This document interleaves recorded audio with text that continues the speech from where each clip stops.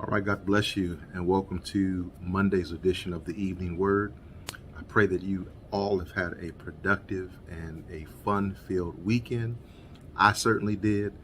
This past Sunday, we had our first church picnic of the year, and it was so great to be outside with the people of our church. I want to give a shout out to Deacon Cam and Brother Amra, as well as Elder Lamerdis, for manning the grill yesterday at our church picnic. My lovely wife, First Lady Nicole, and Mother Gwen tossed in some side dishes, and three chefs in the kitchen. Brother Cedric and Miss Kiana made some amazing peach cobblers. We didn't have anything left, and so we had a great weekend, and I pray that you had a similar experience this past weekend.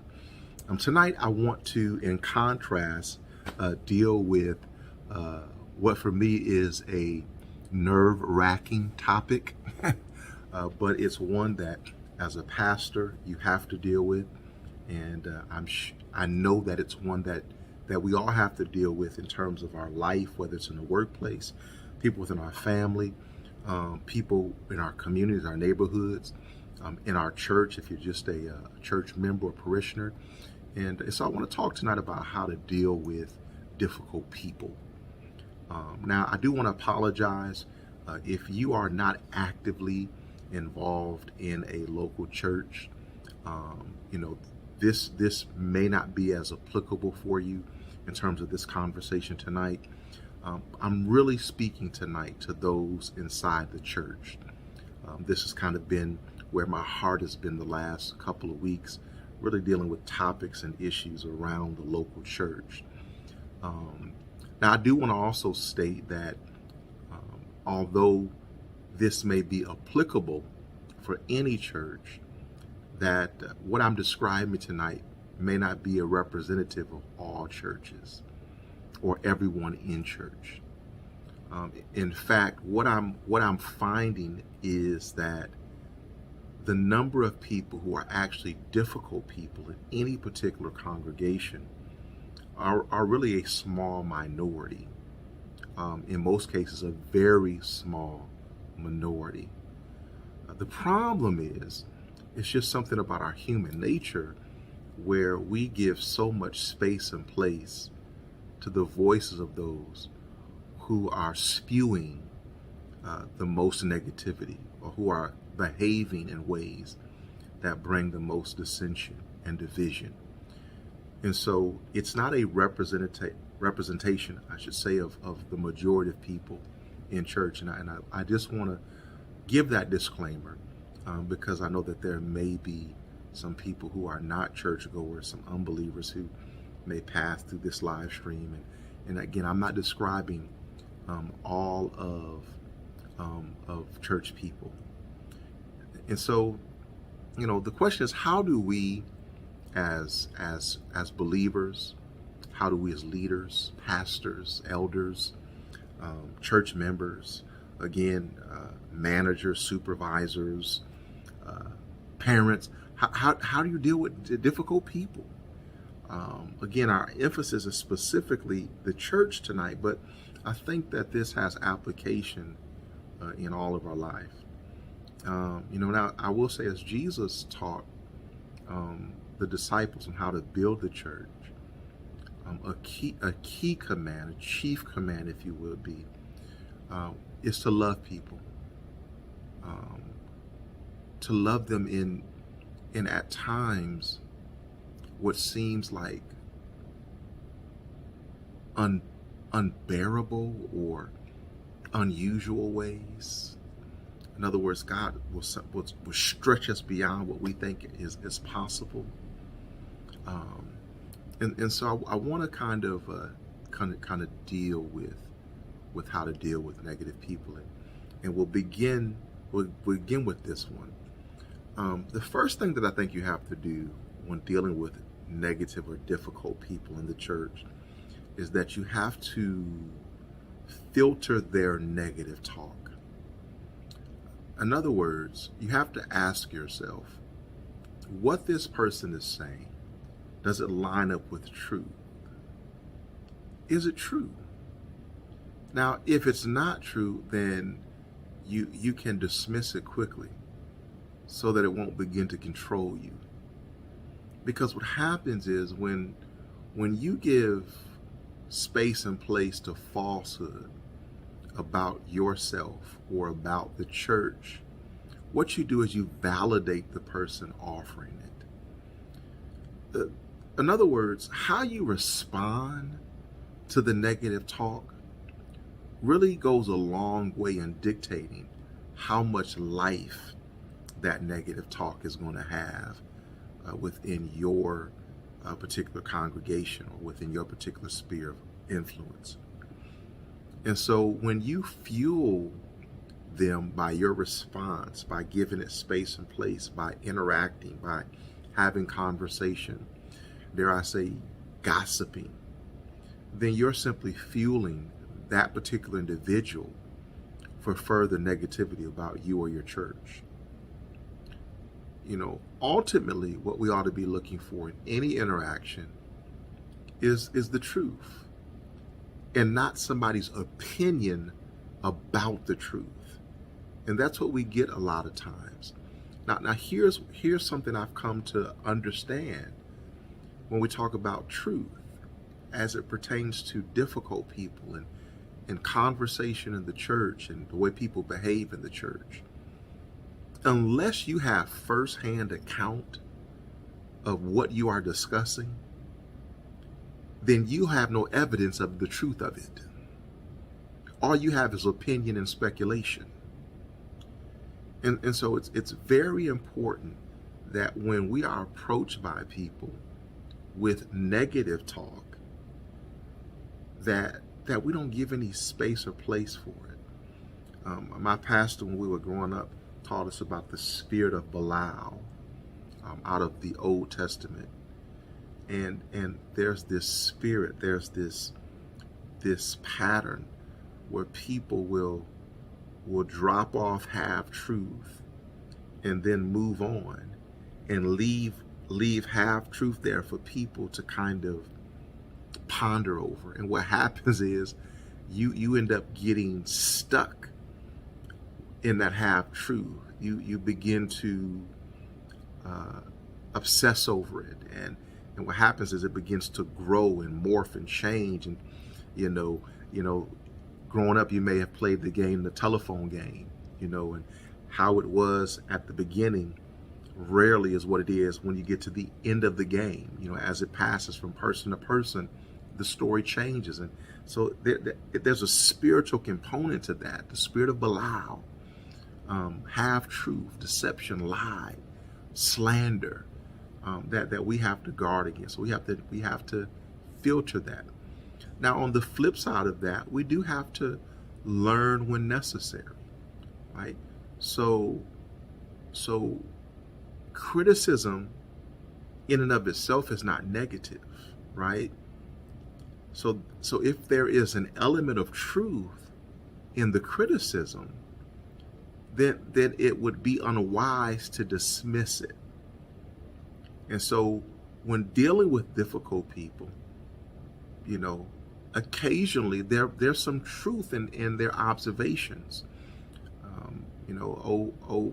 Old folk used to say even a broken clock is correct twice a day, right? So even the negative people occasionally, and leaders in particular, because it's easy for us to dismiss people who have a reputation for being negative. But we have to listen with an ear of discernment.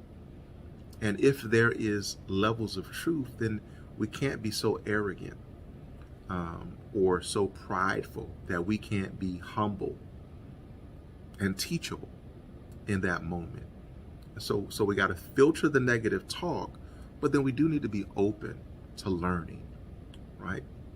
So the next thing we have to do with dealing with difficult people within the church is that we have to surround ourselves with encouraging people. And so it's true, there are people who are difficult about everything. And again, I could be talking about your office, I could be talking about your family, I could be talking about your sports team, I just happen to be talking about the church tonight.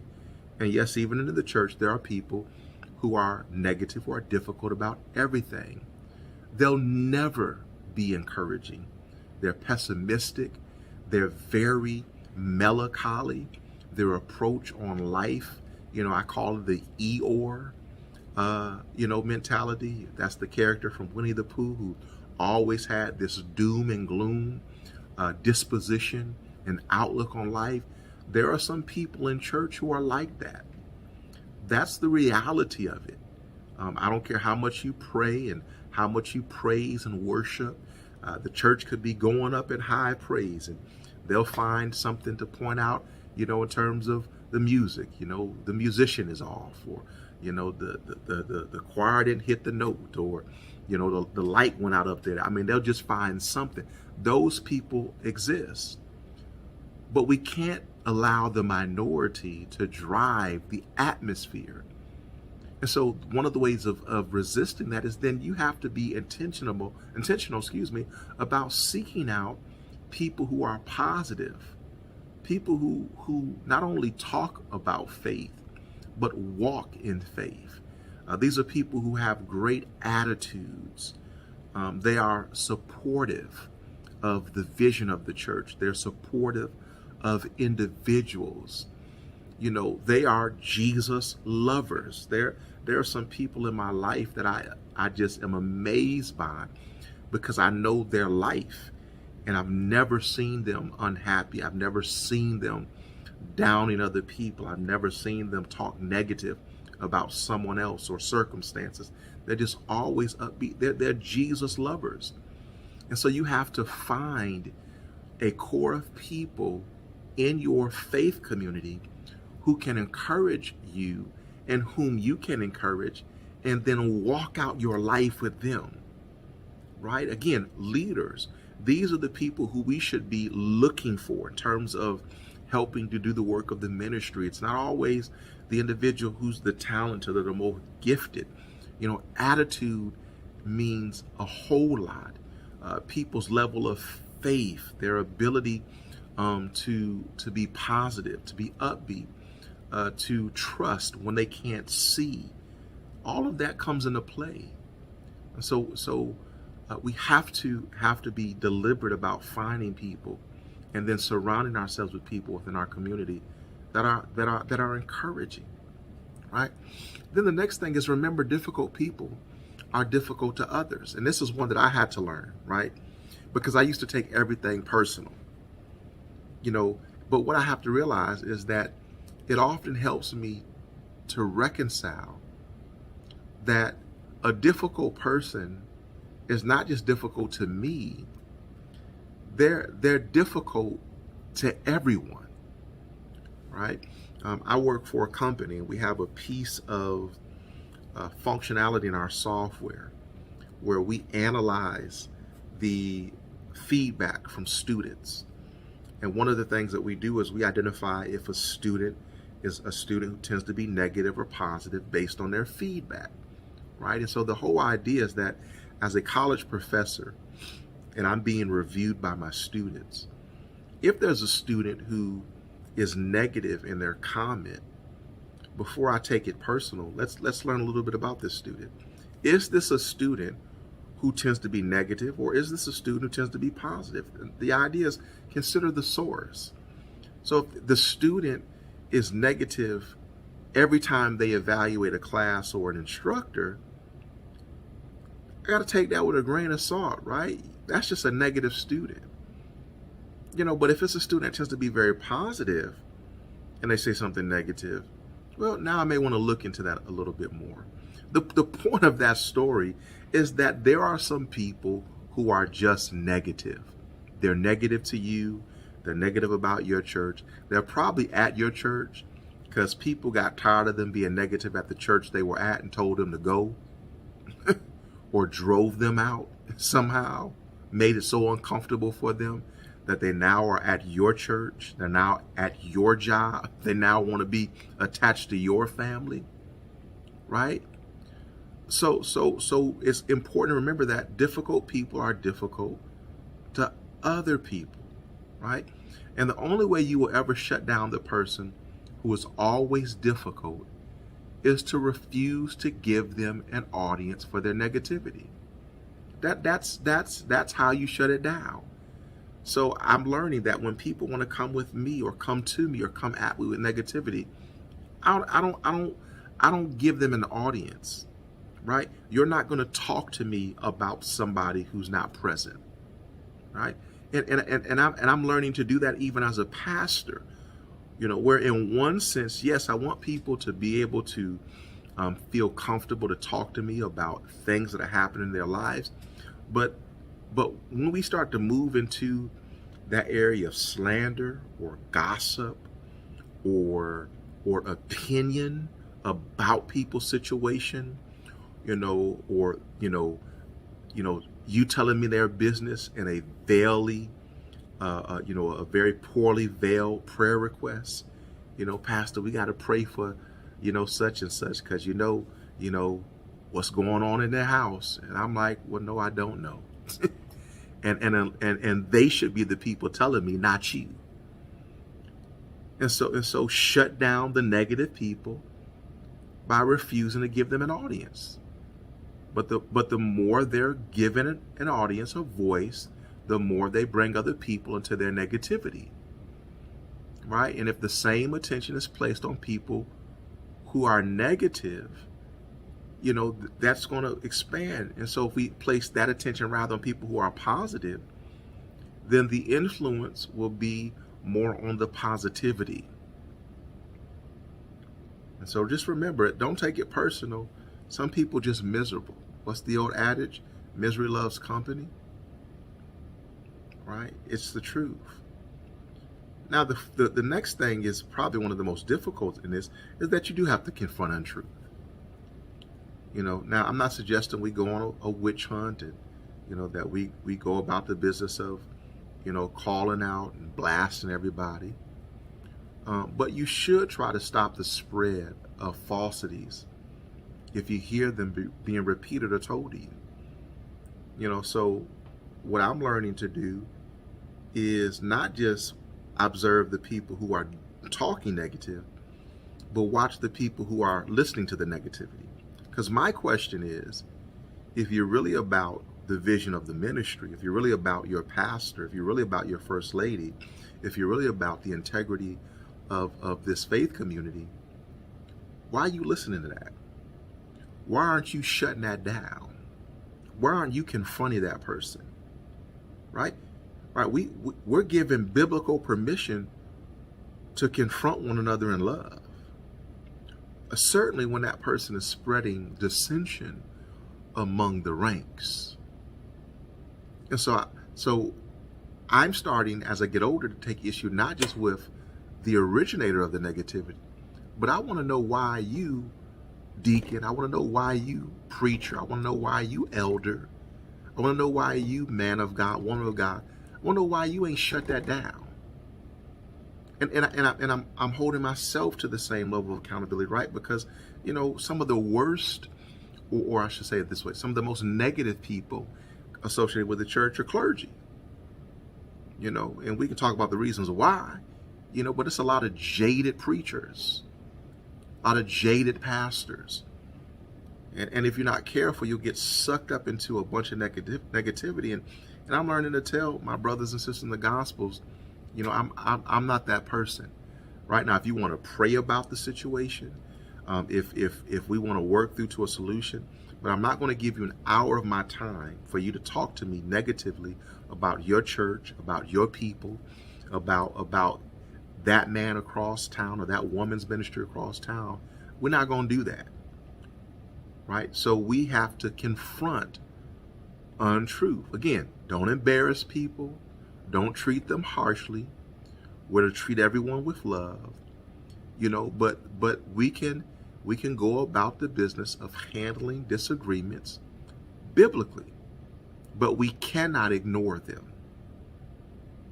All right? Here's the last two things. We can be truthful and positive around others. And so that's us making a decision individually that we're going to be positive and that we're going to have a positive influence. Here's what I've seen happen. You can make it so uncomfortable for negative people, they go. When they're no longer getting an audience, when they realize that nobody's listening to them and they no longer have the ears of folk, they're either going to change, they're going to be open to the love of Christ working in their heart, or they're going to leave. So when we're truthful and we're positive on a consistent basis, we either create an atmosphere for the negative people to be transformed, or they leave. But we can't repeat untruth, and be accused of being hypocritical and think that we're going to impact negative people. Right? Now, certainly negativity spreads fast. One of the things I hear nowadays is, why believe the truth when the lie is so much better? And there's a lot of validity to that. But I just believe that positivity can be just as contagious, right? So if we begin to have a right attitude concerning these things, then we can see a change. And the final thing, kind of where we started, is we just have to love everyone. This really is probably the most important one. That's why I started there, just kind of gave you a hint. But it's the hardest one. This is the hardest one, and I will tell you, as a pastor, it's a hard one because you are privy to everybody's life, and you have to hold on to so much, yet you got the bullseye on at all times. Right? And so you're the target, yet you are full of ammunition. But you have to walk with integrity. And so it's hard loving people who are talking about you. It's hard loving people who don't support the ministry in terms of their gifts and their giving and their presence. It's hard loving people. But I have to look at the example of Jesus. You have to look at the example of Jesus. And, Jesus lived. And I don't think we think about this. I was sharing this with my wife today. We read the Gospels of Jesus and understand that we just got the highlights. And at that, just some of the highlights. So his whole life, his whole ministry is not within the Gospels. We just get a snapshot of his life. So just think about this. Jesus, for 3 years, 365 days a year, lived, walked with, talked with, I'm going to assume even on occasion, laughed with Judas. Did you hear that? For 3 years, he did life with a man that he knew was going to betray him. So when we're challenged to love difficult people, that's the standard that we're going after. And so when we want to discard people, when we want to turn our back on them, when we want to treat them harshly, right? And I'm learning, now, because I want to be very clear, I'm not suggesting that you expose yourself to misuse and misrepresentation, and that you allow people to abuse you physically or use you. That's not what I'm saying. But the fact is, we have to be very loving, even in confronting untruths, even in confronting difficult. We got to be loving because Jesus is our example, and he lovingly lived with a betrayer for 3 years. So we're called to love everyone. In fact, if you can't love the people who are most difficult to love, I suggest you'll have a hard time being effective in any capacity in terms of this Christian journey, especially leaders. Find the most difficult person you know and let them be your standard. In other words, are you loving that person? Could you pray for that person? That person who you know is talking about you. Could you pray for them? Could you lay hands on them and anoint them? Could you intercede for them? Right? And when we begin to love people, again, I'm not excluding them from culpability. I'm not saying we allow people to walk on us. But this following Christ thing is deep, y'all. Jesus lived with the betrayer for 3 years. Not just went to church with him once a week or hung out with him occasionally. He was with Judas every day. Judas was there. Every conversation, every meeting, they broke bread together. They swam, in the Jordan River together. They sailed on the boats in Galilee together. He was there. And it's because Jesus loved him, even in his dysfunction, even in his demonic way of being. Jesus still loved the soul of Judas. And one of the things is that when you approach people from this place of love, difficult people, you understand most likely they're difficult for a reason, right? I've learned at 45, I want to say a different word. I almost said it, but this is the live stream, right? The Elam Christian Fellowship, the Evening Word live stream. Jerks don't just start off jerks. They just start that way. Something happened typically, right? Something in the family, somebody hurt them, somebody did. They're going through something. They're hurt. They're angry. They're broken. They're confused, or they're simply, in bondage to some sin. But there's a reason that they're that way. And so because of that, I love them. I don't love what they do. I don't love how they act. I certainly don't love when they put their mouth on me or my family. But I love them. And that's our calling as believers. Now, we have to challenge them at times. We have to rebuke them at times.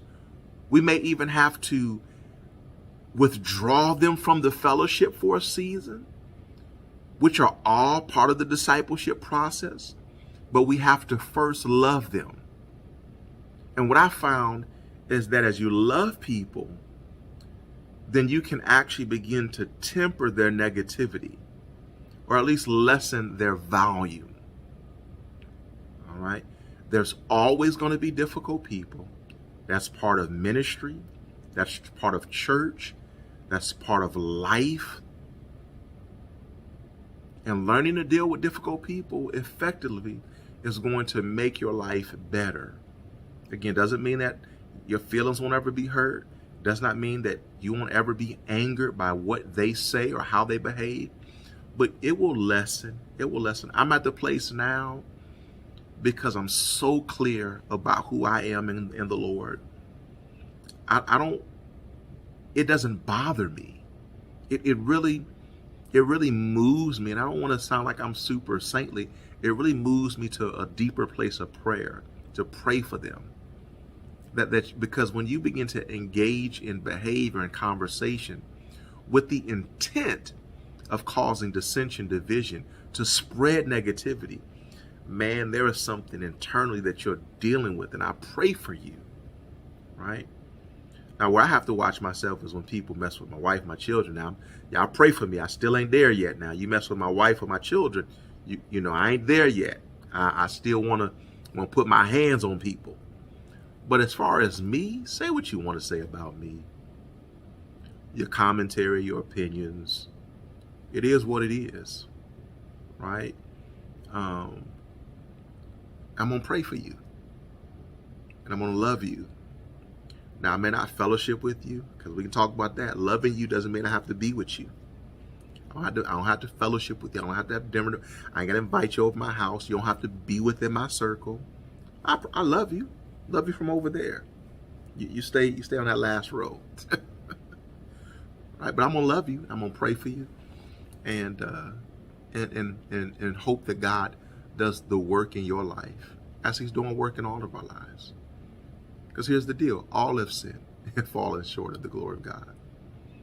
So even that person who's negative, the moment I begin to judge them and hold them in contempt, now I'm stepping into sinning. So folks, we all got to deal with difficult people. They come, they go sometimes. Sometimes they don't go. They're transformed. But Jesus gives us the example. And that was straight from the Holy Spirit, because I didn't even think about that till I began to talk. He lived with Judas for 3 years. Lived with him. Did life with him. Knowing he was a hater. Knowing he was full of negativity. And so if Jesus can do that, and folk don't like when I say this, if Jesus could do it, then you can too. We really can't complain. Don't say that doesn't mean we won't, and we can't have our moments, but get over it as quick as you can. Because we're Christians. We follow the example of Christ, and he even shows us how to deal with that. And so God bless you tonight. This was a little longer than I intended, but I pray that it was helpful. Again, whether it's in your church, your workplace, your family, your community, we all got to know how to navigate difficult people. God bless you. We are the place of refreshing, a place where love wins. And I'll see you back here tomorrow night on Tuesday's edition of